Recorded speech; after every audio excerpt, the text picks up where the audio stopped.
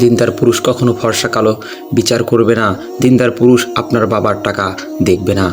সঠিক দিনদার পুরুষ খুঁজবে একজোড়া হাত, আর দিনদার মানুষের একজোড়া হাতই পবিত্র হাত, যে তাকে দিনের পথে চলতে সাহায্য করবে, যে ভালোবেসে জান্নাত পর্যন্ত তাকে নিয়ে যাবে।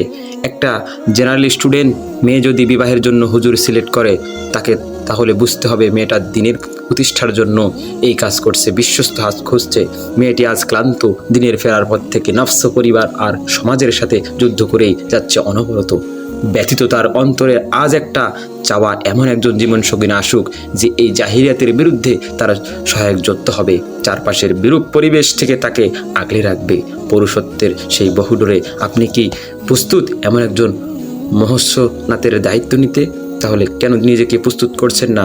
সে তো আপনার জন্য তীব্র অপেক্ষায়, দিন প্রতিষ্ঠা করার সহযোগী খুঁজছে। কিন্তু অনেক হুজুরই মনে করে যে জেনারেল স্টুডেন্ট মনে হয় মাদ্রাসায় পড়ুয়া মেয়েদের মতো না। জেনে রাখুন হে মুসলমান, হেদায়েতের কোনো